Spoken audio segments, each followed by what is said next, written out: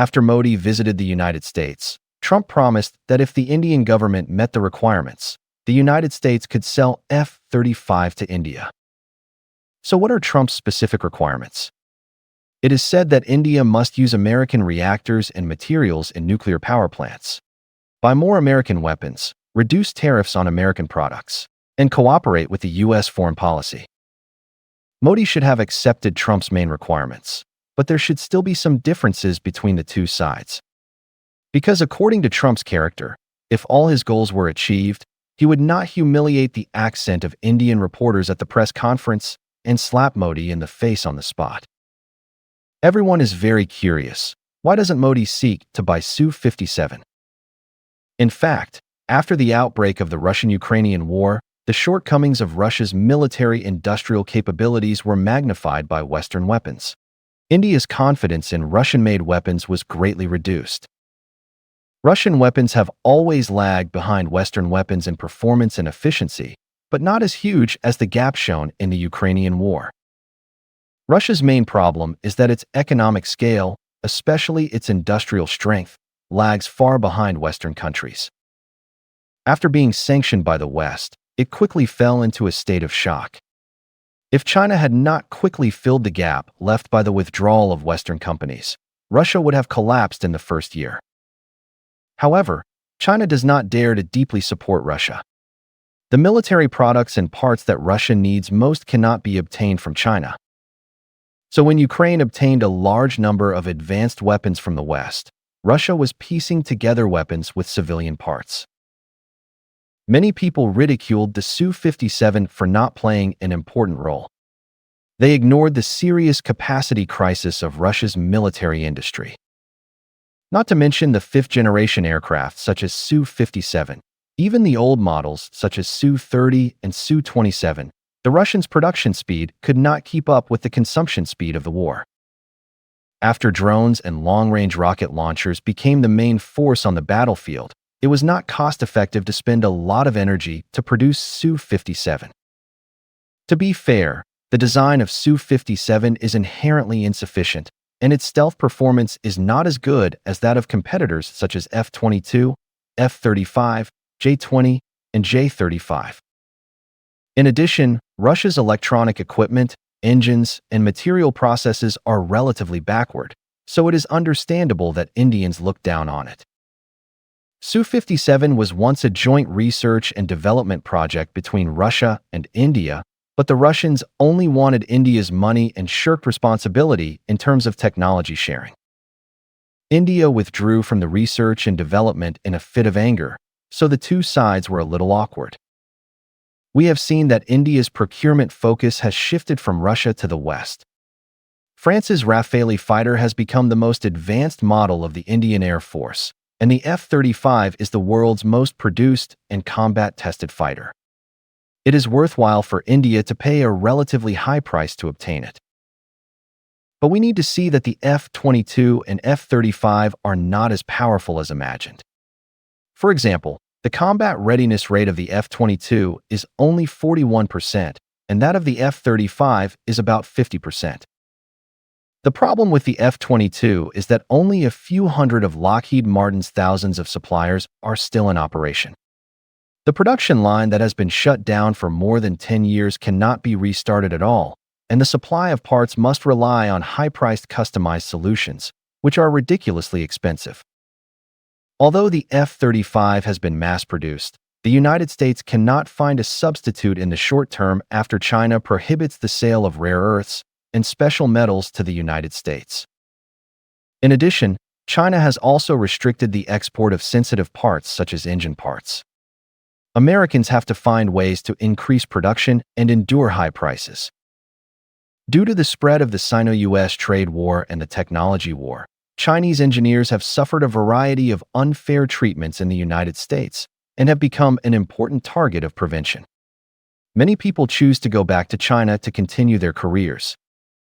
After a large number of Indian engineers poured into the U.S. aviation industry, the failure rate of U.S. aircraft increased significantly.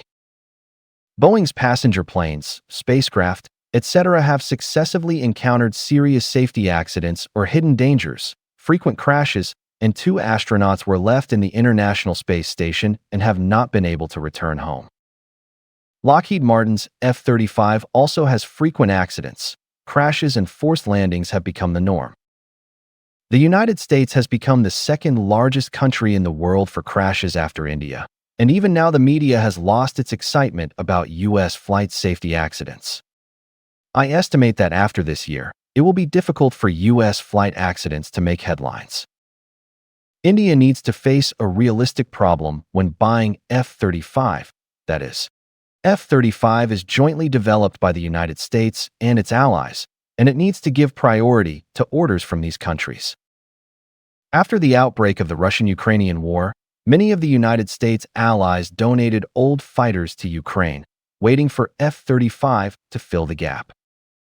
As China's J-20 production continues to rise, J-35 has also been put into mass production. The U.S. Air Force and Navy have a large demand for F-35. When can Indians get the goods? It is really a problem. One of China's huge advantages in the confrontation with the United States is industrial capacity. After Egypt and China reached a purchase order for 40 J-10Cs, Chengdu Aircraft Manufacturing Company completed production within a few months, and the first batch of aircraft has arrived in Egypt. The J-35A ordered by the Pakistan Air Force has been finalized and is expected to be delivered within 2 years. All parts of China's weapons are independently produced, including radars, engines, flight control systems, weapon systems, military chips, etc. China also has enough rare earths and special materials to supply military production, and there are a large number of industrial workers with high quality. What the Indian Air Force needs to consider is whether India's backward maintenance and support system can guarantee the high requirements of the F-35 for the external environment after being equipped with the F-35. The stealth coating of the F-35 is very delicate and requires a hangar with constant temperature and humidity. Its precision parts are not as strong as those of Russian products. Whether Hindustan Aeronautics, known as the Widowmaker, can control the F-35 is a big question. In addition, Trump's sale of the F-35 comes with special requirements. India will not obtain the maintenance technology of the F-35 in the early stage and needs to pay fees for services provided by American companies. The use of aircraft, as usual, will also be regulated by American companies. Pakistan will not only buy China's J-35 fighters at a low price, but also obtain all the parts and a full set of maintenance and repair technologies due to the long-term alliance between the two countries, and may even obtain the qualification for assembly and production in the future.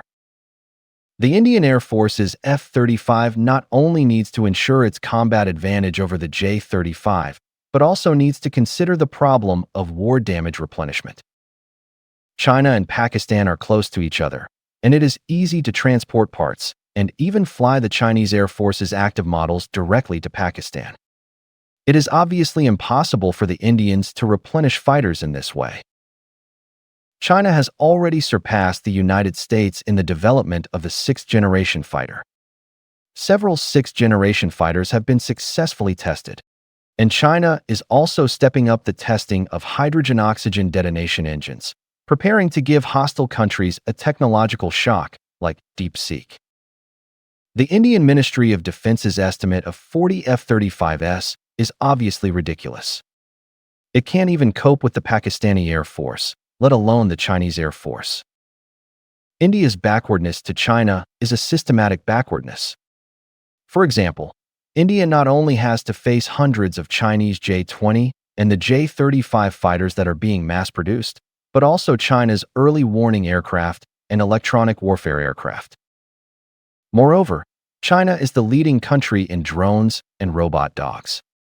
DJI is the world's leading drone company, while Unitree and Deep Robotics occupy most of the robot dog market. Unitree's humanoid robots are far ahead and have unlimited potential. Faced with China's comprehensive industrial advantages and technological crushing, it is obviously unrealistic for India to get rid of its passiveness through F-35. The Chinese military is rapidly iterating drones and robot dogs to enrich tactics.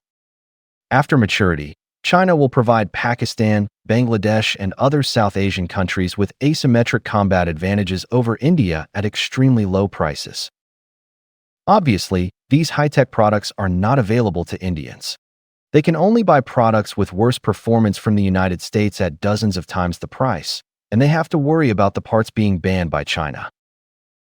So, the Bharat Empire should save some money and stop struggling. China doesn't want to fight you yet. If it really wants to fight you, you have no ability to resist. Isn't it better to save some money, let the people have enough foods, and build more toilets?